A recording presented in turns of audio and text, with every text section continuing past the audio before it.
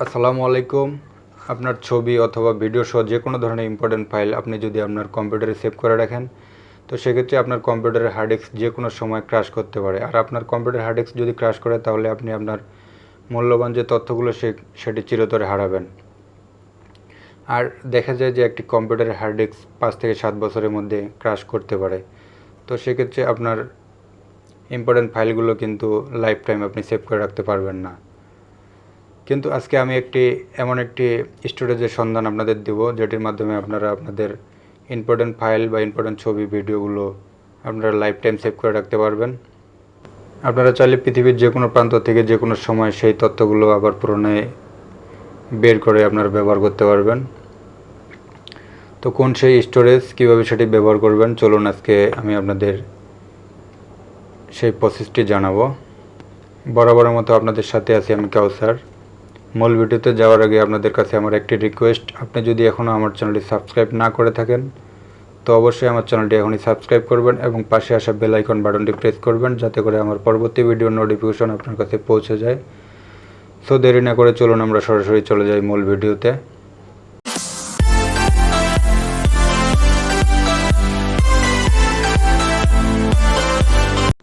তো বন্ধুরা, আমরা এখন চলে এসেছি আমাদের ফোনের স্ক্রিনে। আপনারা নিশ্চয়ই আমার ফোনের স্ক্রিন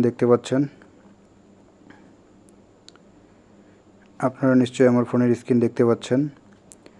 তো আমাদের প্রথমে চলে যেতে হবে গুগলের যে সার্ভিসগুলো আছে, গুগলের সার্ভিসগুলোতে আমাদের চলে যেতে হবে।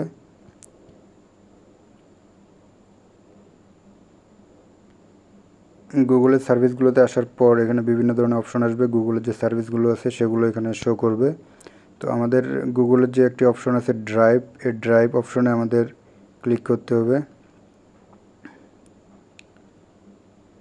ড্রাইভ অপশনে ক্লিক করার পর আমাদের ড্রাইভের হোম পেজটি এরকম আসবে, অর্থাৎ আমরা যে ফাইলগুলো আজীবনের জন্য লাইফ টাইমের জন্য সেভ করতে যাচ্ছি সেগুলো আমরা গুগল ড্রাইভে সেভ করব।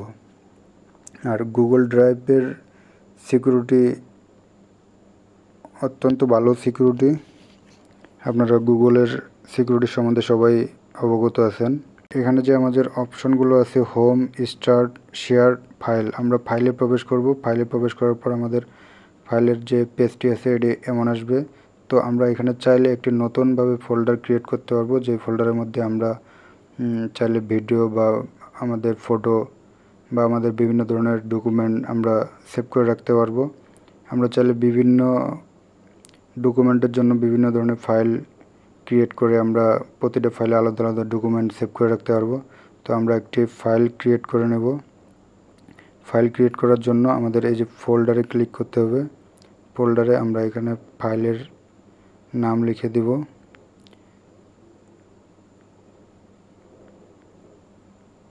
আমি পিকচার নামে একটি ফাইল ক্রিয়েট করতেছি। দেখুন আমার পিকচার নামে একটি ফাইল ক্রিয়েট হয়ে গেছে। তো এখন আমরা যে ফাইলগুলো সেভ করব সেটা আমরা পিকচার ফাইলে সেভ করতে যাচ্ছি। তো আমাদের পিকচারের মধ্যে ক্লিক করতে হবে। দেখুন এখানে একেবারে ফাঁকা, এখানে কোনো কিছুই নাই। This folder is এমপিটি। এখন আমরা আমাদের যে কাঙ্ক্ষিত তথ্যটি বা কাঙ্ক্ষিত ছবিটি আমরা এখানে সেভ করতে যাচ্ছি সেটি আমাদের এখানে আপলোড দিতে হবে। সেটি আপলোড দেওয়ার জন্য আমাদের প্লাস আইকনে ক্লিক করতে হবে। প্লাস আইকনে ক্লিক করার পর আমাদের আপলোডে ক্লিক করতে হবে। আপলোডে ক্লিক করার সাথে সাথে আমাদের ফোনের গ্যালারিতে নিয়ে যাবে। তো আপনারা আমার ফোনের গ্যালারি দেখতে পাচ্ছেন। এখান থেকে আমি যে কোনো একটা পিকচার আমি আপলোড দিয়ে দেখাচ্ছি আপনাদের।